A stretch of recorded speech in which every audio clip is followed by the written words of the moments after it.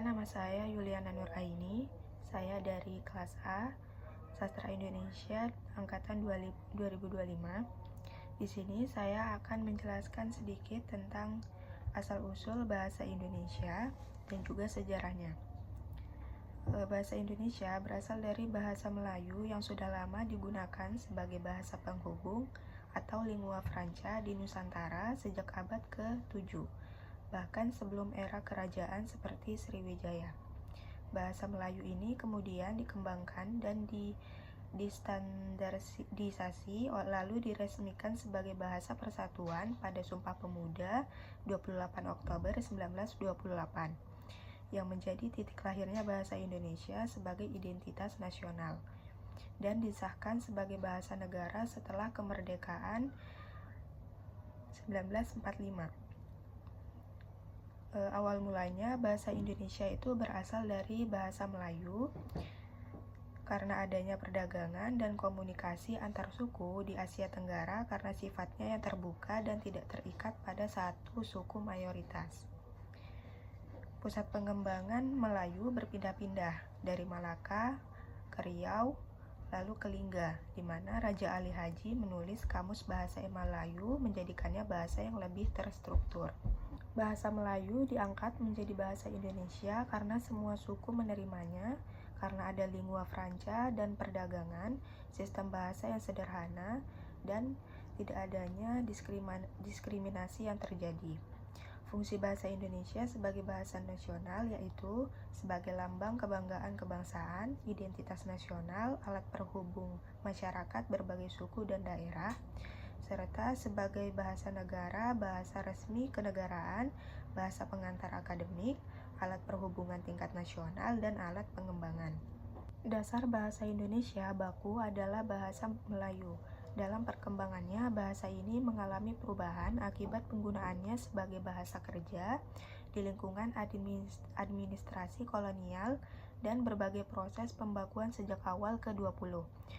Penamaan bahasa Indonesia diawali sejak dicanangkannya Sumpah Pemuda pada 28 Oktober 1928 untuk menghindari kesan imperialisme bahasa. Apabila nama bahasa Melayu tetap digunakan, proses ini menyebabkan berbedanya bahasa Indonesia saat ini dari varian bahasa Melayu yang digunakan di Riau maupun Semenanjung Melayu.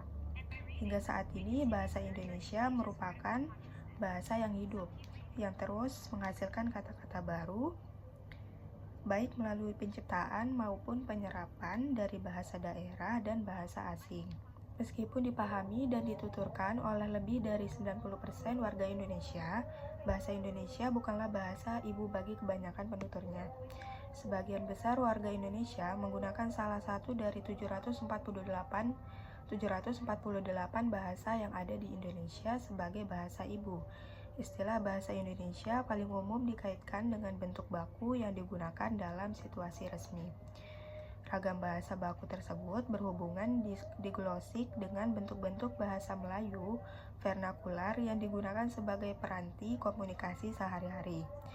Artinya, penutur bahasa Indonesia kerap kali menggunakan ragam sehari-hari atau mencampur adukan dengan dialek Melayu lainnya atau bahasa ibunya. Fungsi bahasa Indonesia sebagai bahasa nasional mencakup 4 hal utama, yaitu 1. Sebagai lambang kebanggaan nasional, 2. Lambang identitas nasional, 3. Alat pemersatu bangsa atau menyatukan berbagai suku dan budaya, dan yang keempat, alat perhubungan antar daerah dan antar budaya, yang menjadikannya simbol pemersatu di tengah keberagaman Indonesia. Lambang kebanggaan nasional, bahasa Indonesia mencerminkan nilai-nilai sosial budaya yang menjadi kebanggaan bangsa Indonesia dan memperkuat rasa nasionalisme. Lalu, lambang identitas nasional, bahasa Indonesia membedakan bangsa Indonesia dengan bangsa lain, menjadi ciri khas dan jati diri bangsa yang beragam. Lalu alat pemersatu bangsa yang dimana menyatukan masyarakat dari berbagai latar belakang, suku, agama, ras, dan budaya dalam satu kesatuan bangsa yang utuh. Dan yang terakhir, alat perhubungan antar daerah dan antar budaya. sebagai menjembatani komunikasi antara daerah-daerah yang berbeda bahasa, memperkuat solidaritas, dan memungkinkan integrasi sosial. Baik, itu saja yang dapat saya sampaikan dalam video kali ini. Terima kasih. Mohon maaf jika ada salah kata. Wassalamualaikum warahmatullahi wabarakatuh.